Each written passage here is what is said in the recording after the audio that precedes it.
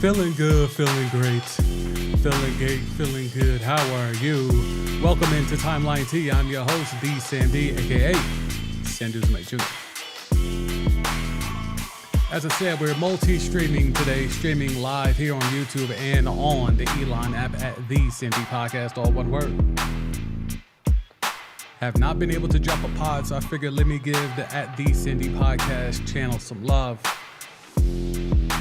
Maybe I'll do the audio, clean it up a little bit, and put that up on the podcast feed. Maybe that'll hold them down for now while I get things figured out. Trying to navigate multiple places at multiple times. But y'all know what it is. Y'all saw the game last night. That's why y'all here. Nuggets make quick work, light work of the Miami Heat.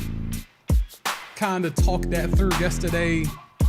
Tried to figure out ways that Spo could cook up something for Jokic, and if that's all Spo got, yeah, this is going to be over in 4 or 5.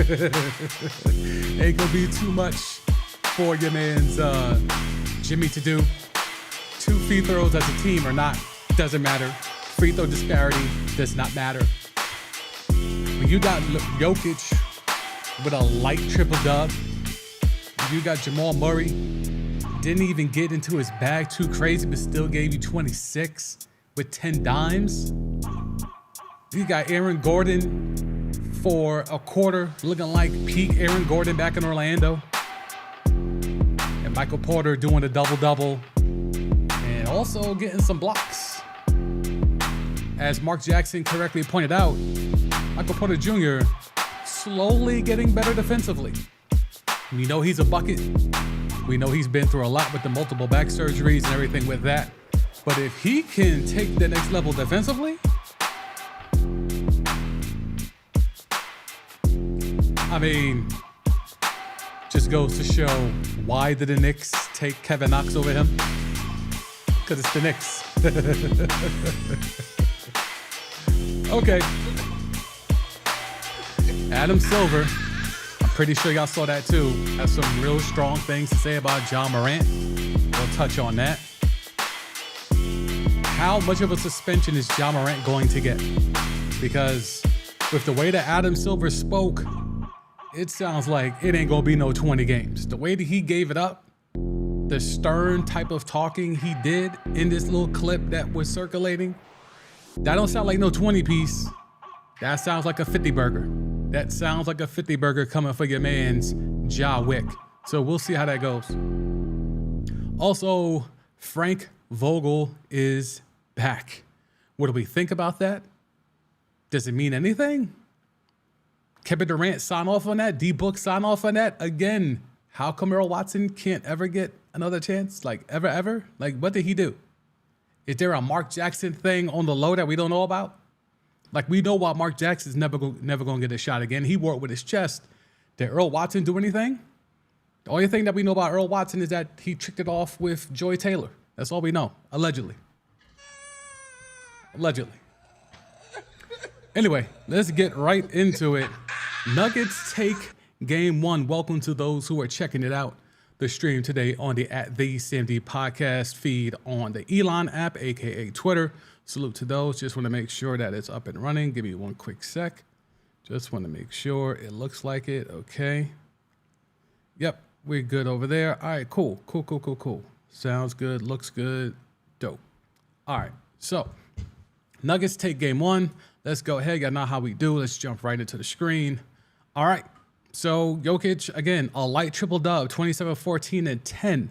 Jamal Murray, 26, 10 dimes, 6 boards. Michael Porter Jr., we talked about it, double-double with those aforementioned 2 blocks. And Aaron Gordon, 16 points, 6 boards. But more importantly, 12 of those 16 came the first half of the first quarter. But he was a man amongst boys as they kept doing the switching. We talked about it yesterday. Like, what's Spo going to do? Is it going to be auto switching? Is it going to be a zone? And he employed both schemes to try to limit Nikola Jokic. And while the switching definitely did not work because it allowed Aaron Gordon to cook up and look like peak Orlando Aaron Gordon, the zone maybe worked in the second half. I don't know if I want to jump all the way out the window and say the zone worked in the second half because the Heat played way better in the second half than the first half. And it might have just been the fact of the shots that were not falling in the first half decided to fall in the second half. Well, except if you're your man's Max Strus and Caleb Martin. You know what I'm saying? If you weren't them, then yeah, over there combined 1 for 17. So the Heat role guys just didn't get it popping as much. And Jimmy, we need to talk about it. There's been a lot of talk about Jimmy Butler, Jimmy buckets. He fouled the trademark for all of that. 13 shots. Game 1. Can't blame it on the altitude, bruh. Like, I've worked a few games, you know, on the sidelines for the Denver Broncos back in the day when I was at CBS. The altitude never affected me. Not saying it doesn't exist. I'm sure it affects some, but that altitude ain't what it's cracked up to be. Some people could just walk right. I didn't have to adjust anything. They keep telling me, yo, you got to prepare. You got to drink more water, things of that nature. I was just like, yo, this is Gucci to me. Like, I don't really feel any different. I wasn't breathing any harder, whatever. Like, I don't know. But Jimmy Butler, what's the reason why he only took 13 shots? And how do we know he took 13 shots? Because we always go here to the box score. You make sure this can fit in the window. Give me 1 sec. There we go. Boom. So we got the full box score here. 104-93. Nuggets take game 1.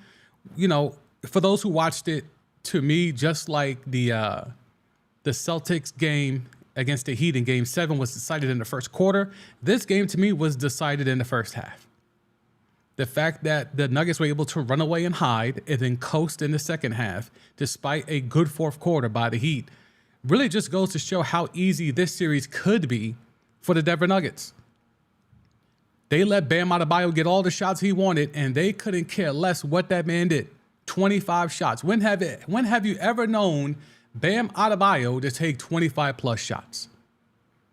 Like, the stat line for Bam Adebayo was nuts. You would have thought this would have led them into victory. 26 points, 13 boards, 5 assists. But then you look at it, 26 points on 25 shots. Because, again, no one got to the free throw line. Not one starter was able to get to the free throw line. And that's because, much like the Celtics, they just kept chucking up them threes. 13 for 39, 33% from 3 for the Miami Heat. And if we take away Lowry and Highsmith, that percentage would be awful, bruh. Even worse. I mean, Strus was 0 for 9. And then you got to go to, where is he? Caleb Martin, 1 for 2.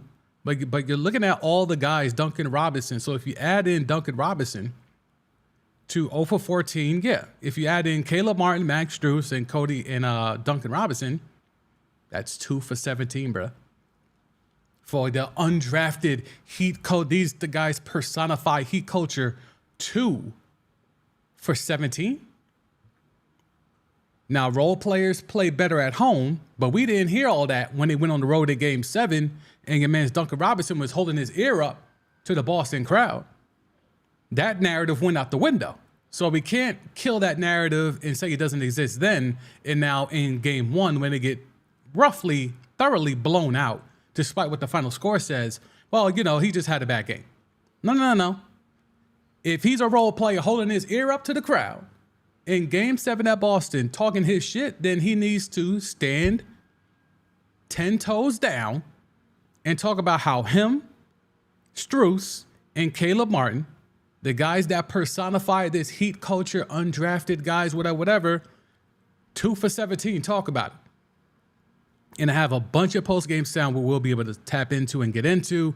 But this is where things went left for the Miami Heat. Look at all the guys who didn't play. And again, it's not necessarily a thing of like, okay, we know rosters are shortened in the playoffs. But just look at the disparity. Murray, Porter, and Jokic played 40 minutes. They didn't even really need the bench to handle the Miami Heat. They could not culture their way out of this. And again, the Nuggets shot 30%. That's not what they normally shoot. So while we can talk about, the shots just didn't fall for the Heat. Well, shit, they didn't fall for the Nuggets either. At 30%. Michael Porter 2 for 11. He normally does this on the road. He did this at home. Jamal Murray, who is a bucket, and was still able to give you 26 and 10, but 2 for 7 from 3. He's not going to continue to do that. And Jokic only taking 2 threes. Kentavious Caldwell-Pope only taking 3 threes. And Aaron Gordon, who was so busy bully balling in the paint that he only was able to attempt 1 3. There's going to be something here in regards to navigating how this thing can go. Navigating the wherewithal of, if you're going to make excuses for the Miami Heat, then that's fine. You could do that. The problem is you didn't even get nowhere close to the Nuggets A game in game 1, and they still handed you rather smoothly. You didn't really have to watch the second half of the game. Even though the third quarter, the Heat came out, they made some shots, they made a run, they forced Mike Malone to take a timeout. Fourth quarter, they was able to get a rhythm. But you were never thinking that this game is in danger. You were never thinking, oh, wow, the Nuggets could trick this off. Because ultimately, they got this dude, Jokic, who's a walking triple-double.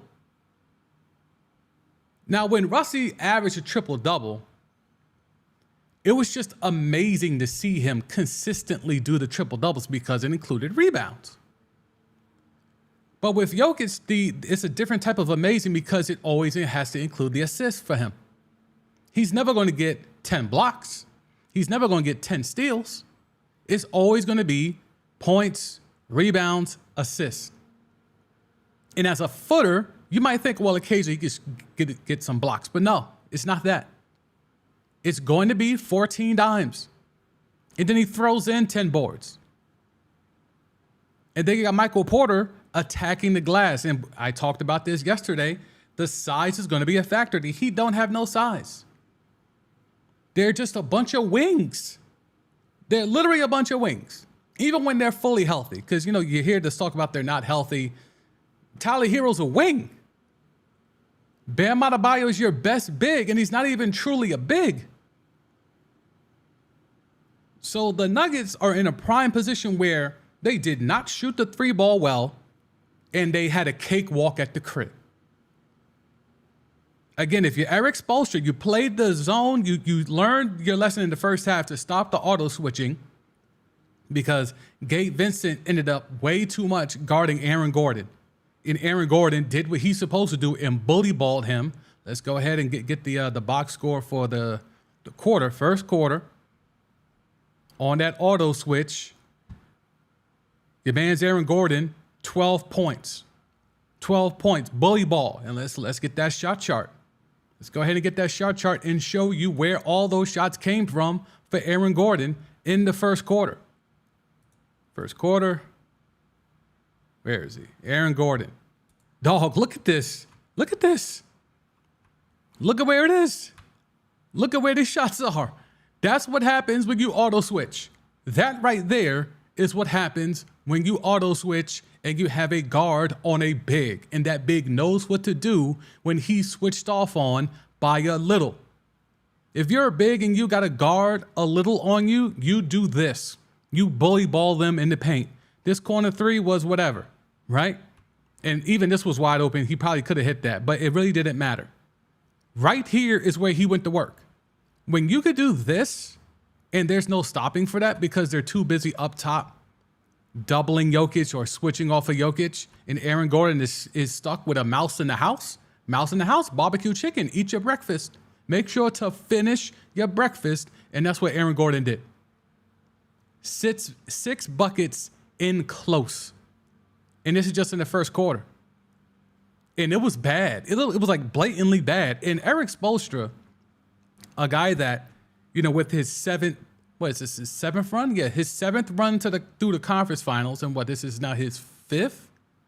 I mean, 4 times with the Heat, right? So 4 times with the Heat. 6th NBA Finals appearance. You would think he would know better than, all right, we're going to dare Aaron Gordon to beat up on Gabe Vincent. What made you think that wasn't going to happen? I would love to understand the logic of how he felt this was the better of having Aaron Gordon being guarded by Jimmy Butler in this area or Jokic up top being, trapped. I don't understand the logic of why Spo thought I'm going to give up Aaron Gordon in the paint rather than deal with Jokic and Murray up top doing the two-man game, which they eventually end up doing anyway, by the way. So it's kind of interesting of how that went because I really don't understand the theory. And it wasn't like they just stopped doing it in that first quarter. Aaron Gordon was still able to bully ball a little bit more even into the second quarter. Okay? He was still able to get it off in the second quarter. So I don't know what Spo thought, but then, they switched up in the second half, and now you see with Aaron Gordon, third quarter, he got something on the baseline and did nothing in the fourth quarter. So they smartened up Nas in the second half. But unfortunately, by allowing this in the first quarter, it set too big of a tone because Jokic didn't even have to do anything.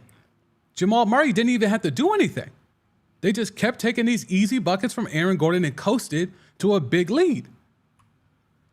Eric Spoelstra, as much as we hype him up and he deserves a lot of credit and accolades for what he's done, that was very shaky schematically in game one of the NBA Finals. Game one of the NBA Finals, that seemed to be very shaky. And if you just look at this Denver Nuggets chart as a whole, you see where the bulk of the buckets are coming from. You see where the bulk of the buckets are coming from. Because again, the threes were not falling. You see it here. The threes were not falling. All these threes are bricks. This is Brick City. Shout out to Jers. But in regards to even the corner threes, easiest three in basketball, they keep saying, Brick City last night. But they got their money in the paint and with the middies. In the paint and with the middies. And look at all these middies that they missed. And all these these shots in the paint that they missed. As much as the Heat think, all right, well, our shooters, those shots are going to fall. To me, these shots are also going to start falling for the Denver Nuggets. And what happens then? You tried to do your little switching thing. It didn't work. Aaron Gordon punished you. It forced you to adjust. The zone, I think the Nuggets were just playing with different ways to attack it. If it were a close game, I think they would know exactly what to do to dissect the zone. It's not like they've never seen a box and one before. It's not like they've never seen a 2-3 or a 3-2 before. So I think they'll be ready for that in game two. They'll watch some film. They get a couple of days off to figure that out. But ultimately, dogs, you look at this right here and know that this is Jokic, this is Aaron Gordon, this is Jeff Green, this is, all these guys, Bruce Brown getting floaters in the lane. Like, you ain't stopping this. This is not going to go away. This is not an admiration. So I think the Heat are not going to be in this for long. I stand even firmer now in Nuggets in 5. And I'm almost tempted to say Nuggets in 4, but I think Nuggets in 5 is going to be the way to go. I think the Heat will get 1. I don't know if it'll be game 2, but I think they'll get 1 in this series. Thomas in the house. Was good, Thomas?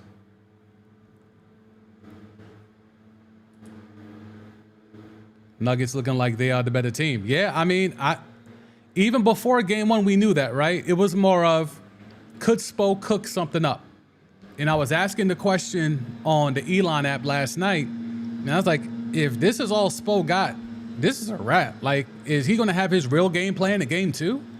Because your real game plan can't be, we're going to just auto switch everything like the entire league has been doing for like 5 years. You're Spo. You're the one that withstood LeBron. LeBron wanted you out as a coach early in that Heat tenure when they were, 8-9 or 7-9? They wanted Spo gone. LeBron went to the front office and said, Spo got to go. And the front office said, nah. And you withstood that, and y'all won 2 chips in 4 years. And now you've been back to the finals 2 more times now since LeBron skated and went back to Cleveland. You have been held in high regard. You can't tell me the best scheme you had ready was we're going to auto switch. And if not, then we got a zone. Again, we were talking about putting a little on Jokic and daring him to just bully ball the hell out of it. But instead, you decided to do an auto switch and dared Aaron Gordon to bully ball you. I don't know where the logic is in that. I guess you can rationalize that maybe Aaron Gordon, the moment would be too much for him, and he would be too scared, a la LeBron with JJ Barea. But no, Aaron Gordon, unlike LeBron when he got locked up by JJ Barea, the diminutive JJ Barea in the paint, LeBron didn't have no post game then. Aaron Gordon has always had this post game. So I don't know what Spo's going to do, to be quite honest with you. I do not know what Eric Spoelstra plans to do, because I don't know if it's going to get any better for the Heat last night than the Nuggets shooting 30-something%, 30% even from three-point land. I don't know if you're going to get another opportunity to a team that shoots as good as the Nuggets do, catching them slacking, including 0 for 8 in the fourth quarter. 1 for 6 in the first quarter, 0 for 8 in the fourth quarter, and you still couldn't pull it out. Bad job by the Heat. I know the Heat fans want to think, all right, it's just one game, and of course, it literally is, right? But in the truest sense of the word, what positive could you go off of? You got a career game from Bam Adebayo, and that's because the Nuggets wanted it to be a career game for Bam Adebayo. They allowed him to shoot whatever he wanted, whenever he wanted. And for the first time, probably in his career, he's never had a greener light than he had last night. They were sagging so far off Bam. Jokic wasn't even really playing serious defense against him. Jokic was out there daring him to shoot middies. Let's go back to this shot chart. I want to see these Bam middies. Bam ain't never get no looks like this, bruh. Bam ain't never get no looks like this. Look at all these shots, bruh. Look where Bam, look at these middies. And he's bricking them. That's the funny shit about it. Like, look where Bam is getting these shots off. 1, 2, 3, 4, 5. Right here, just on the left side alone, and he's bricking them. Look at these bunnies he's bricking. And then, you know, he was able to get busy on the elbow, busy on the baseline, things of that nature. But, dogs, are you serious? What are we looking at here? Besides just a bunch of bricks. But Bam has never been asked, yo, dogs, we need you to go for a 30, 40 piece. But that's what the Nuggets were daring him to do. We're going to lock in on everybody else. Jimmy, let's see what Jimmy's shots were. Wow, Jimmy was only doing work on the right side of the floor. Good Lord. Look at this. He should have been working more on the left side. He ain't missed from the left. Will that be an adjustment? See, here's the stuff I wonder, you know, as an analyst and I break this stuff down. Does Jimmy take this shot chart serious? Once he looks at the film, once he gets the notes from the training staff and the scouting staff, will he realize they're making you shoot on the right side of the court for a reason? Because this is not normal for Jimmy Butler. He sprays his shots. But the fact that all these bricks are coming from the right side of the floor, that tells me that the Nuggets saw something in scouting. I don't think it's Jaylen Brown bad, where it's like just make him go left, and he's a significantly worse player. But clearly they saw something where let's make Jimmy go right. Because all these shots are on the right side of the floor and they're bricks. What did the Nuggets see? Is this a trend we need to watch for in this series? Did the Nuggets pick up on something in film to be like, oh, if you make Jimmy go right, the shot ain't as wet? Because all these shots, all these bricks are on the right side of the floor. Thomas in the chat, he better make some adjustments or they're done. You know what, Thomas, to keep it a buck with you, even if they make adjustments, I think they're done. I think I saw enough last night. I saw enough. Like, I don't see too much changing between today and Sunday night. I don't see too much changing, bro. Because ultimately, this right here, yeah, Jimmy might make some of these in game 2. But if they keep forcing him right if that's now the scouting report, make Jimmy go right, that's hard to change up in a series, bruh. Especially a series with the magnitude of the NBA Finals. All right, so we tapped into all of that. Let me know y'all thoughts, whether live right now in the chat or whether later on the replay in the comments. But let's go ahead and hear some post-game sound. There's a bunch. We got Jamal Murray, who was quietly an assassin. I have famously said on the CMD podcast, shout out to those watching on the Elon app, the Nuggets go as Jamal Murray goes. And Jamal Murray gave you 10 dimes in game 1 of the NBA Finals, along with 26 points. And he spoke to the media. Let's tap in. Runs at the best time, or what do you think it says about? Let me make sure y'all can hear that. Yep, cool. Time after time again. Something we've been working on, just bouncing back after runs, timeouts, locking back in. So thought we did a good job of just executing after they went on runs. Right here in the front. Jamal, what do you think is the key to keep this level like all in all the series in this playoff? Like how do you keep doing this like and you don't go down in the bad moments of the team? Because we have a big goal in mind. You can't dwell in the negative. You know, if they're playing well, you gotta just do better and be in a better mindset to do it. You can't hang your head every time out. So that we did a good job. You know, after timeouts, just coming in locked in. No matter what they do, just executing and playing the way we play. All right, so Jamal Murray not really saying too much, saying that it was very important for them to stay the course when the Heat were making their runs in the second half. You know, him being such a playmaker has been very undervalued. Everyone lauds infamously or famously about the playmaking ability of Nikola Jokic, the fact that he's a point center. But Jamal Murray is the point guard for this team. As much as he's a bucket, as much as he looks the part of a shooting guard, plays the part at times of a shooting guard, and et cetera, he is the point guard.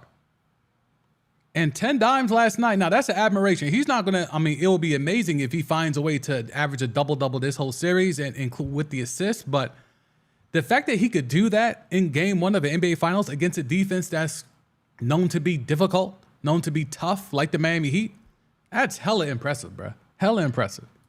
Let's move on. So Jimmy talking about making sure that his guy is going to keep putting up shots and he's going to keep passing him the ball. I would love to know why he only attempted 14 shots. Let's see if we get a mention of that here. Jimmy Butler post-game after game 1. Tomer Zarley from Clutch Points. Jimmy, you played all-around game. You have been for a while. How do you balance kind of feeling your way through a game versus, putting your head down, attacking, and not just playing off what they give you, but making stuff happen yourself? I think I've done well in that area. I'm always going to pass the ball to my teammates. I have so much belief and faith in them.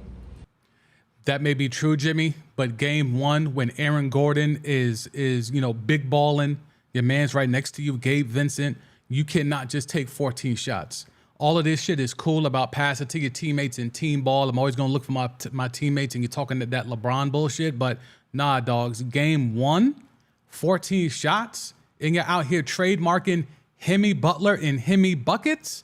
No. You can't do all that trademarking shit and go out there and take 14 shots in game 1. No. That they're going to take and make shots. If they can't, then they're going to make the next play. That's how we've been playing all year long. That's not going to change. Now, that's really not how y'all been playing all year. Y'all been playing all year in the sense of attacking the rim and getting to the free throw line and shooting a bunch of threes. Now, while you're referencing the three-point part, you're not referencing the fact that you were not aggressive in going to the rim or, doing your typical up fake, your head fake to draw fouls to get guys in the air. You weren't aggressive in any of those matters last night. Again, game 1 NBA Finals after you trademark Hemi Butler and Hemi buckets. we're in the finals. Maybe I have to be a little bit more aggressive. I got to put pressure on the rim. Maybe you got to be a little bit more aggressive. 14 shots. Yes, Jimmy, you have to be more aggressive. Me with no free throws, that was all on myself, nobody else. Well, that's the most accurate thing he said so far. Him not getting no free throws is all on himself. So, we'll definitely correct that next game, but only I can do that. All right, so at least we got some transparency from Jimmy at the end, but, all the other stuff is just fluff. Just fluff and word salad. Word salad. All right, Aaron Gordon. Now this is the clip that's been kind of going around that's gone viral. He compared Karl Anthony Towns, Kevin Durant, LeBron James, Jimmy Butler. I'll just play it. Y'all let me know because it's going around like it's viral. I don't know if he said anything bad here. I think saying this after game one instead of after clinching a chip, could this come back to rue against the Denver Nuggets? Let's go to Aaron Gordon. Reflect on this? Not yet. Not yet. I'm definitely gonna be sitting in my rocking chair when I'm 79, 90 years old. You know what I mean? Talking to my kids like, yeah, back in the day, I locked these guys up. But Now, again, he's saying I locked these guys up. You've only played Jimmy in one game. You potentially maximum got 6 more games against Jimmy. And you're already after one game saying you locked Jimmy up. Now, Bron, you could say that because you eliminated them. KD, you could say that because you eliminated them. Karl Anthony Towns, you could say that because you already eliminated them. Can you say you've already locked up Jimmy Butler after game one? Or is this that Bruce Brown level of confidence, like Bruce Brown said after game one against the Lakers in the Western Conference Finals? Yeah, we're just going to attack D'Angelo Russell every time he's on the court. He's food. And damn sure enough, D'Lo was food in a 4-game sweep. He was a shell of his former self. So is Aaron Gordon out here just talking with transparency, or is this meant to be a shot? How do you think Mr. Trademarking Hemi Buckets is going to be able to get this off? Like, this could be a thing where if the Heat somehow run this back, this clip is going to get ran into the ground because he's speaking as if this series is over already. it's just, it's part of the game. You know, I'm doing what my team needs me to do. And This right here is called the cleanup. He's trying to clean up. He might have caught himself and realized, oh, I already speaking like this series is over. Let me go back and let me double back and clean this up. like I said, it's a team effort. It always is. You know, it takes five guys out there to play a complete defense. You have time. All right, so I'll hit the chat real quick. Thomas in the house.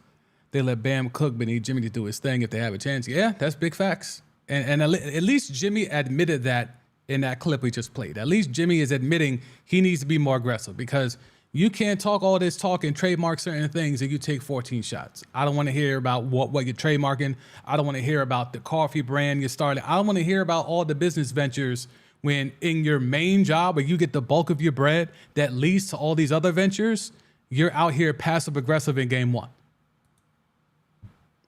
Boy, Aaron Gordon, this time talking about Jamal Murray and how he's one of the top players in this league. And again, something I've been saying on not only the Sandy podcast, shout out to those on the Elon app, but just in general, the Nuggets go as Jamal Murray goes.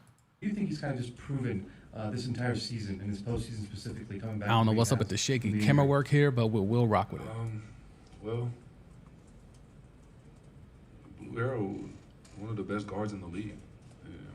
I never knew Jamal Murray's nickname was Blue Arrow. I don't know how I feel about that. Y'all let me know how y'all feel about that.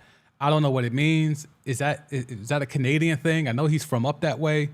I don't know what the hell Blue Arrow is, but that's not the most commonly known nickname, especially for a player like Jamal Murray. Best scorers in the league.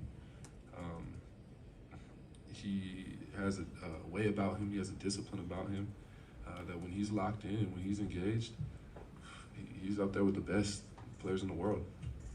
Do you think he's kind of just So, you know, the one thing about this NBA Finals is that the casuals are going to get to watch Nikola Jokic. They're going to get to watch Jamal Murray and understand, like, holy shit, these guys are really good. Well, yeah, if you're really watching the games, you would know that already, but most people are not. Most people are not staying up for a Mountain Time Zone or Pacific Time Zone games unless, you know, it's the Lakers or the Warriors. So now that it's the Nuggets, who have been trying to figure this thing out for at least 3 years with this core group, and they're finally able to break through seemingly this year.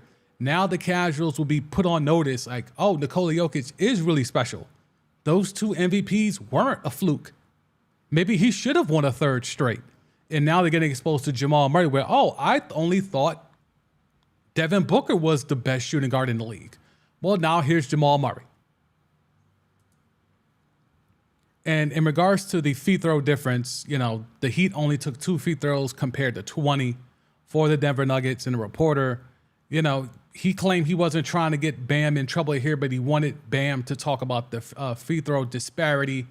And it was supposed to be a funny moment, but we'll see how y'all judge it here. So this is Bam Adebayo, and I believe that's Highsmith next to him. So Highsmith making the podium. That's how good of a game he had, albeit in a defeat. But here's Bam on the officiating. Bam, I promise I'm not trying to get you fined. But two foul shots to 20. That's quite a discrepancy. It doesn't seem like you guys are complaining about the officiating. If I do say something, will you take the fine? Of course you will. Like I said, I just feel like we can't even get into that. We can't let them dictate the game. I just feel like we took a lot of jump shots and we missed a lot of them instead of getting to the basket. Like I said, we're gonna watch film and get back to the drawing board. Thank you, gentlemen. See, why he don't get fined? He hit him with the mic. All right, so Bam ducked the smoke. He didn't want to air out the officiating, but I think what he said was actually very accurate. Sure, could there have been more foul calls? Sure, we'll have to wait for the officials' report in regards to how many missed calls there were, the 2-minute report and all that, but we took a lot of jump shots. This is accurate. We took a lot of jump shots, and we missed a lot of them instead of getting to the basket. Hard stop. That's all that needed to be said, because it was accurate. If you watched the game, you saw they were not that aggressive going to the rim. They were not that aggressive. They took a lot of threes. They shot 40 threes, and they only made about 13 of them. So that's how that's going to go. At no point did they decide, well, let me do an up fake, let me do a pump fake, and then try to be aggressive and go to the cup and maybe get an and one, or at least get to the free throw line any which way. They didn't do that. And then we have Spoelstra, who is the man of the moment.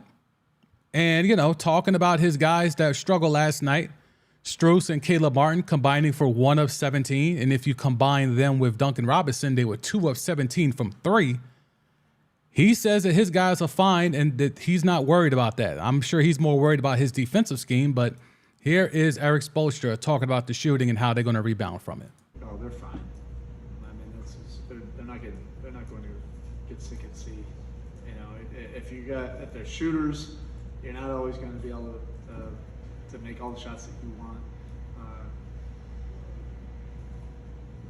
Then you have to find different ways to impact the game. Our game is not built just on the three-point ball. We've proven that time and time again. Well, you certainly shot like it. Hold on. You can't say that. You can't say your game is not predicated on shooting the three when you took 39 threes last night. You can't say that, Spo. And you've been taking a lot of threes. They've just been falling this entire playoff run. 39 threes last night, Spo. 39. But you're really going to tell us your game as a team is not predicated on that? Come on, man. Come on. Series, regardless of how the three's going. Look, the Heat's game is primarily shooting a bunch of threes and getting to the free throw line and playing defense. That's it. That's their game. They're taking a lot from the Warriors. They take a shit ton from the Warriors. But we also have ignitable guys. You see a couple go through, that all of a sudden can become an avalanche. Ignitable. Are we changing up the word streaky and inconsistent for ignitable? That is a new word. Hold on. Let's run that back. You see a couple, but we also have ignitable guys. We have ignitable guys. Mans is trying to change the vocabulary. Mans is changing the vocabulary. Ignitable? Fuck is that, Spo? You see a couple go through, that all of a sudden can become an That's called streaky, Spo. That's called inconsistent, Spo. avalanche. So That's funny. one way or another, we got to find a way to get the job done. Okay, so we will move on from that. I think this series is probably done in 5. I'll give the Heat a game. They got no answer for Jokic. That was the question we were asking all during the stream yesterday. Does Spo have something cooked up? If that's the best he got, the answer is no. So Jokic will probably average a very low-key triple-dub in this finals. Jamal Murray will continue to go crazy, whether it's scoring, whether it's dishing the ball, whether it's, putting the clamps on defense. He's going to be able to have his way because there's nobody on Miami who could stop him because Jimmy apparently doesn't feel confidence maybe in that ankle to maybe take on the challenge of just locking up Jamal Murray. Because when you got a Strus and a Gabe Vincent guarding Jamal Murray, that's Swiss cheese, bruh. That is Swiss cheese. That is food. That is breakfast. I don't know. Hopefully Spo cooks up something, but based off what I saw last night, I don't see it. Joker put up an easy triple dub. Aaron Gordon's bully balling for 12 points in the first quarter. Jamal Murray's out here dishing 10 assists. They were all doing things that they normally don't do. Jamal Murray, how many assists he averaged in the regular season? He averaged 6 dimes in the regular season. He's out here dishing out 10.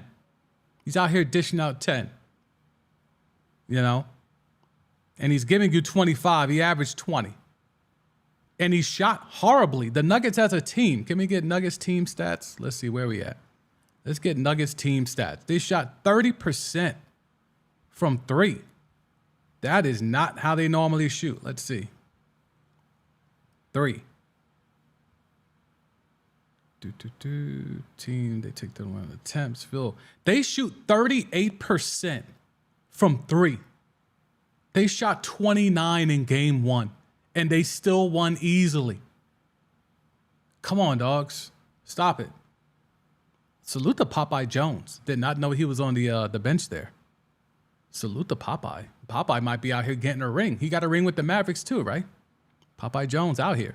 So, maybe I see Boogie Down's pulled up. Boogie Down always here to stir the pot. Basketball is officially dead.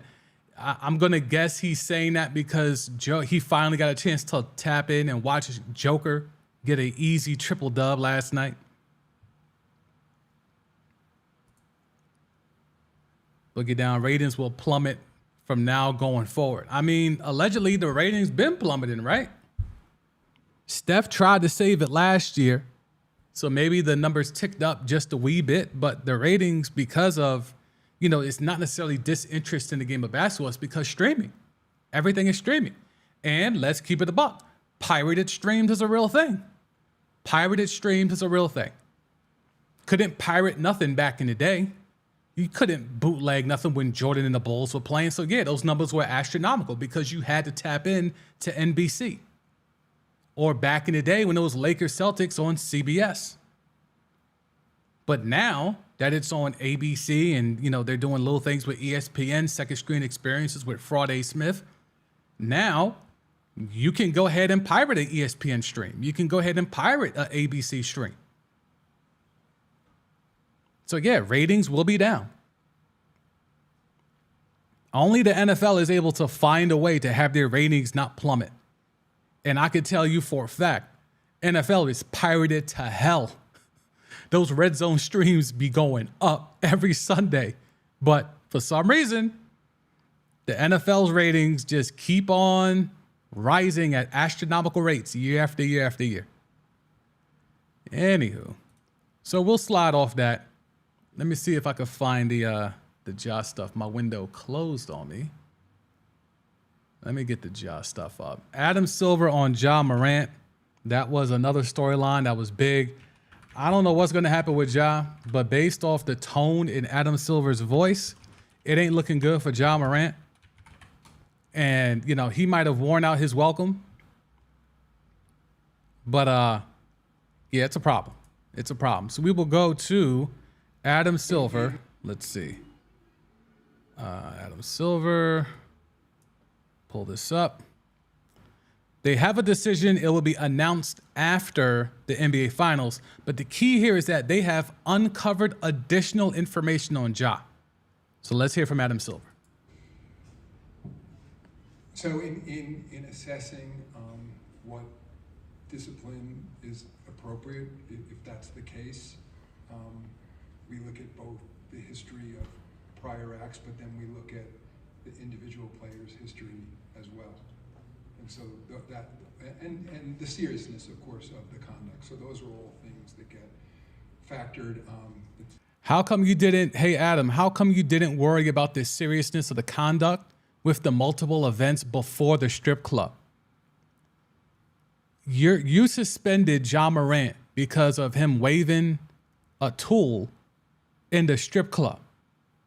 Not when he allegedly beat up a 17-year-old in his own crib. Not when he allegedly ran up on a fashion line mall employee. Not when he allegedly ran up on somebody at a high school volleyball game. You had nothing for that. But him going to a strip club and waving a gun on IG, you came with an 8-game suspension. Now he spins the block with another IG Live and another gun, and now you're talking all this tough talk.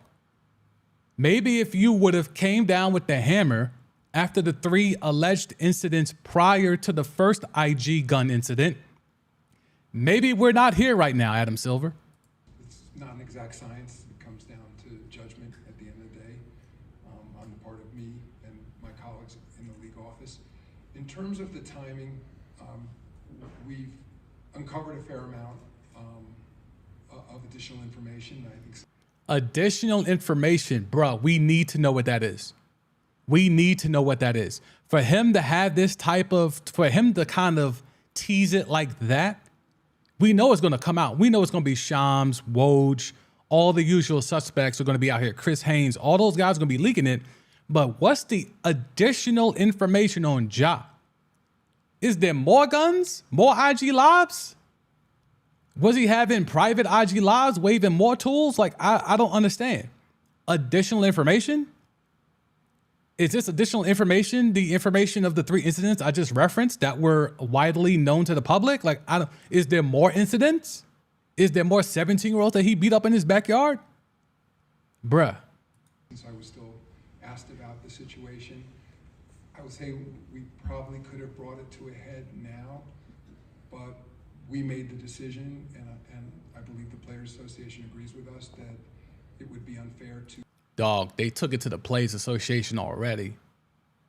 I'm telling you, this is not going to be a 20-piece. It's going to be a 50 burger minimum for Ja. The way that he's talking, the way that they've already brought in the MBPA, you bring in the union, you've already given them the heads up like, yo, I know you want to do the whole thing of appealing this, but let me show you what we found before you start getting into your bag about you're going to appeal this, you're going to take it to arbitration. And even the MBPA had to fall back.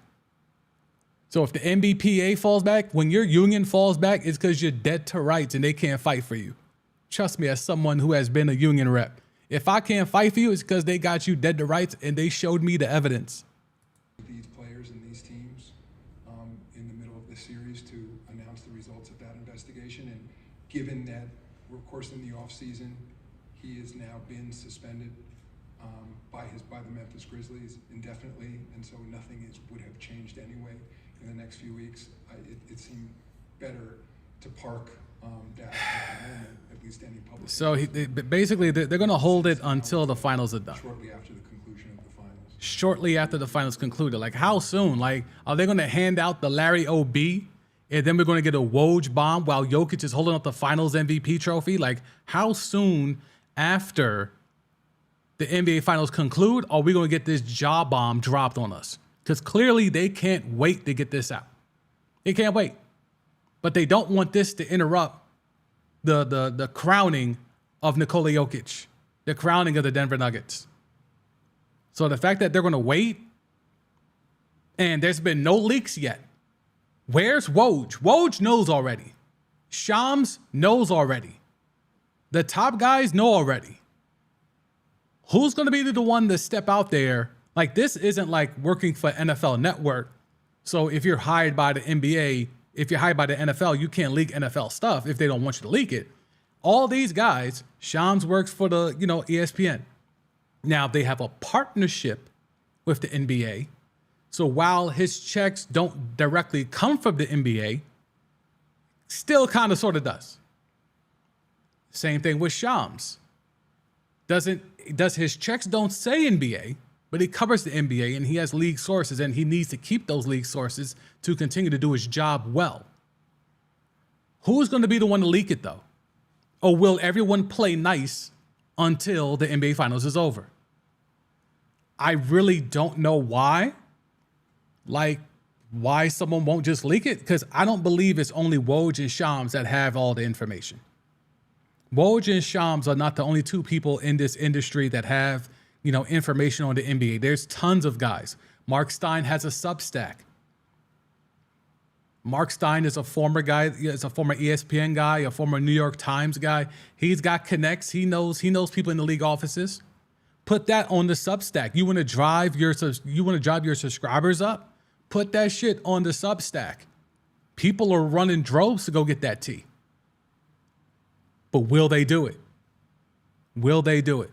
It's a real thing. How many games, I'll ask y'all here in the chat, and even those who watch this on the replay, how many games you think Ja's going to get? Let me know live in the chat, or if you're watching this on the replay, let me know in the comments. How many games do you think Ja Morant's going to get after hearing Adam Silver? I'll run it back because we have some people pulling up.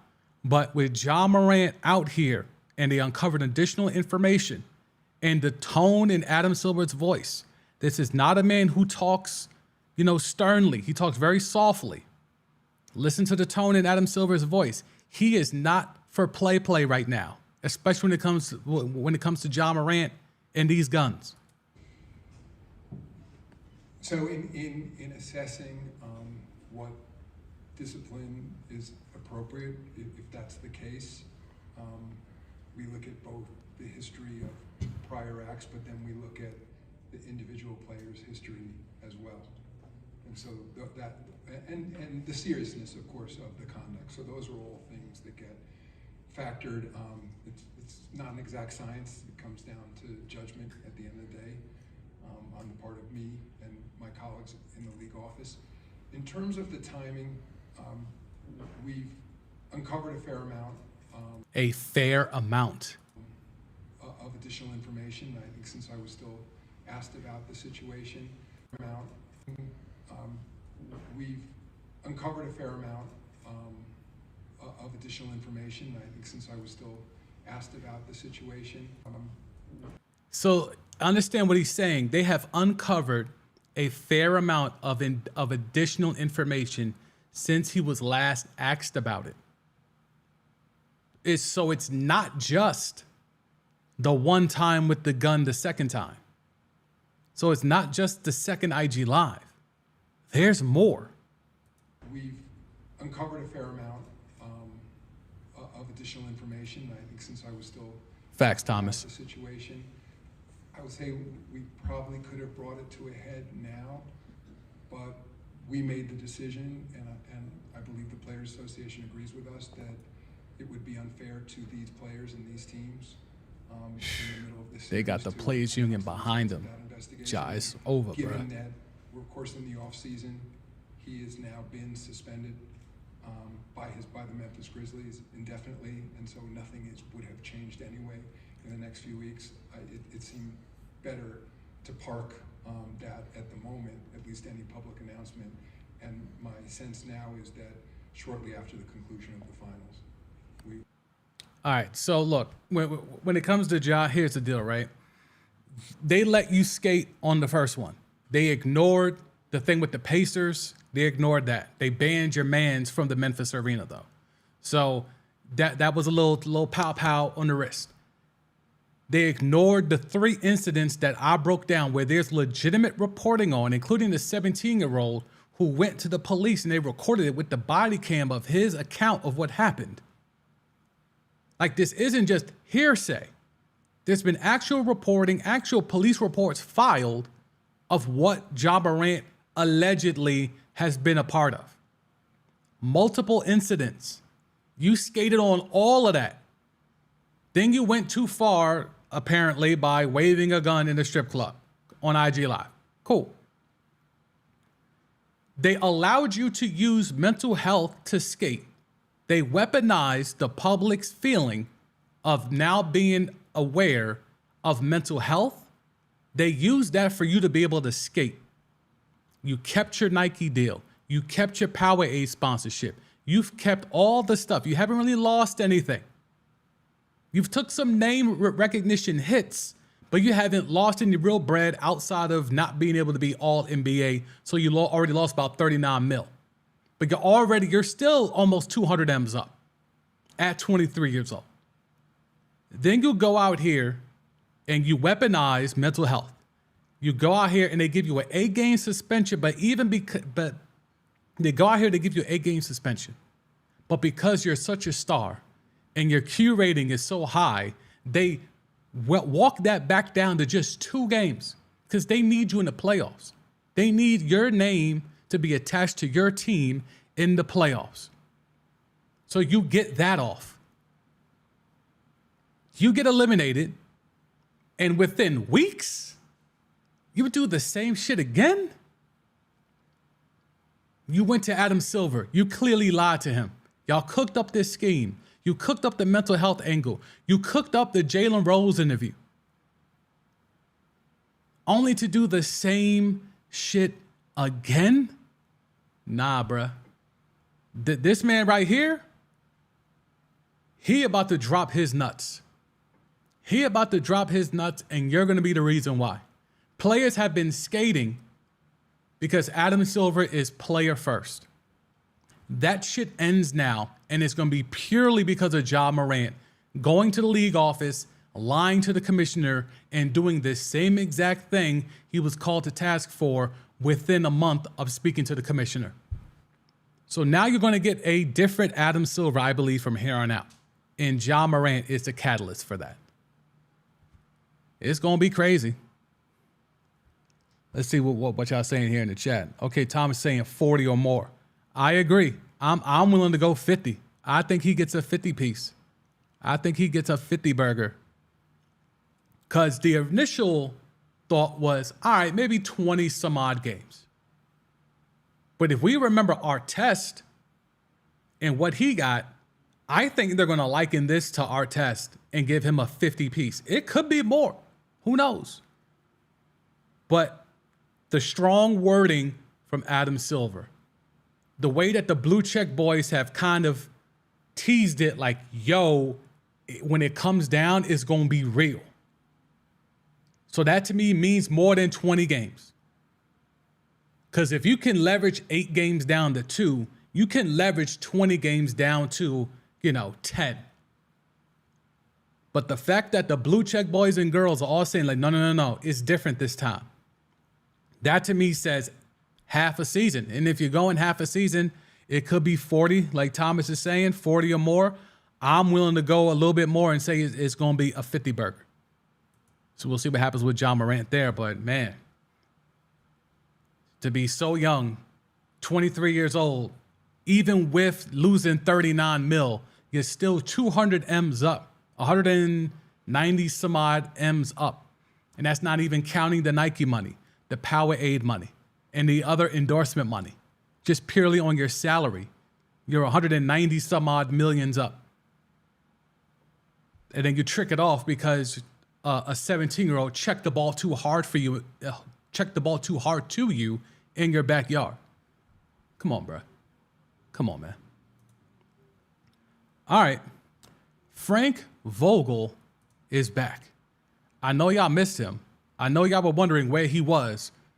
He chilled for a year, collected another bag from the Lake Show, and now the deal is finalized. 5 years, $31 million to be the head coach in Phoenix. So D-Book and Kevin Durant have a new coach. It's an old name, Frank Vogel, he of the Indiana Pacers, he of the 2020 NBA champion Los Angeles Lakers, is now going to be the 2023-2024 head coach of the Phoenix Suns. And what can you expect from Frank Vogel as your head coach? If he learned anything from the LeBron Laker experience, he learned when to shut the hell up. And even though at times he wanted to buck and he wanted to speak up, he learned quickly when you're LeBron's coach, you're not necessarily a coach. You're more of a massager of egos. So I think he might have the ability to walk into Phoenix to understand Your job is to please Devin Booker and Kevin Durant. Good luck, Frank Vogel. Don't try to get this team to play no defense. That ain't happening.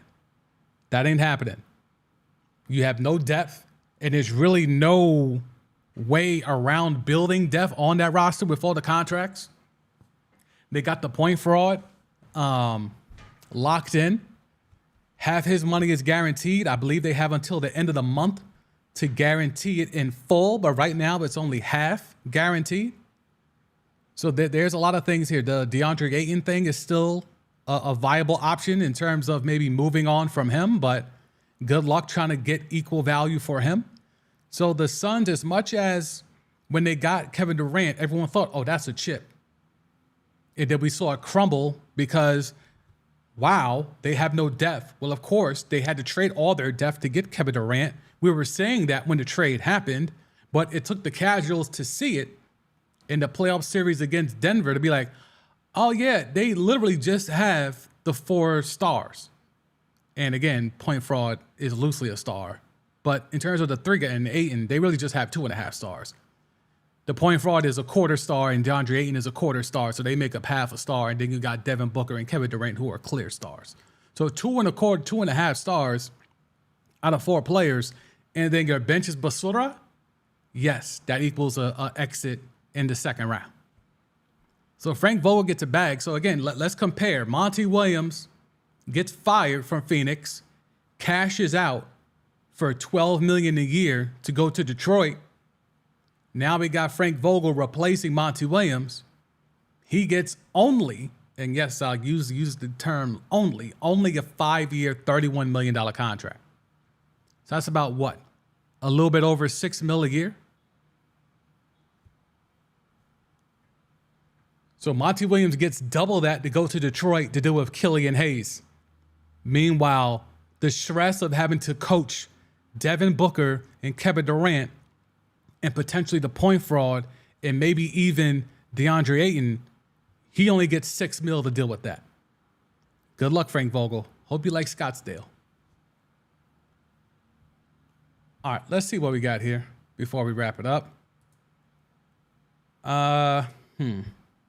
We'll save that for tomorrow. There's a story about Russell Wilson and the Eagles. I don't think it's too crazy of a story. I'll save that for tomorrow. I'm going to do some background on that. Let's see. Oh, yes. To go with the Frank Vogel news, here's something that's important for if you're a Laker fan. Lakers insider labels Phil Handy as a name to watch for Frank Vogel's staff on the Suns. So obviously, Frank Vogel won a chip in LA, so he's going to want to bring some of that staff with him to Phoenix. Phil Handy, who I've talked about a lot on the DCMD podcast, salute to those on the Elon app again who are checking it out there. Phil Handy's super important to the Lakers. I bet you money LeBron has already told Pelinka under no circumstances Phil Handy to be allowed to leave. If he needs a raise, give him that money. Phil Handy is arguably the best assistant coach in the game. Certainly when it comes to training young players, Phil Handy is top tier. He is A1. If you're not familiar with that name, do yourself a favor and get familiar. Phil Handy is him. I don't use him like the kids do where everyone is him. I'm telling you, from my basketball analyst perspective, Phil Handy is him. When it comes to analyzing, when it comes to training up guys, when it comes to fine-tuning their games, Phil Handy is him. Austin Reeves is about to get 100 M's. You think that's just because Austin Reeves is that nice? No, it's because he's been under Phil Handy for 2 seasons. You could look at Kyle Kuzma. You could look at THT. You could look at all the dudes that have come through the Lakers that were unheralded and then all of a sudden flashed. You could tie a lot of that to Phil Handy. So we'll see what the Lakers do there. But if Bron knows what's best for him, and I'm pretty sure he does, he's trying to make sure Phil Handy remains with the LA Lakers. All right. Yep. We'll wrap it up on that. Hey, I appreciate y'all for pulling up. Check out some of the vids, some of the clips that I have up on the channel. We're putting out a lot of stuff there. We're putting out a lot of YouTube shorts, stuff like that. But I always appreciate y'all I'll let Thomas get in here with the last word, bro. Need to chill out for real, for real. Yep, that's John Morant. Yep, he really does need to chill out. We'll see what that happens. Hopefully the Nuggets take care of this in 4 or 5 games, and we'll know what the hell John Morant has been up to in like the next week or so. So we'll keep an eye on that. But salute to those who have been pulling up, whether it's live on the replay. I really do appreciate it. The channel keeps growing every day, whether it's here on YouTube or whether it's the podcast. I appreciate all the growth on all the social media channels. I appreciate the feedback that people have given me, and we just continue to grow this thing. So for the Sam D, this is Timeline T. I'm Sam Duzume Jr. I'll holla at y'all tomorrow. Peace.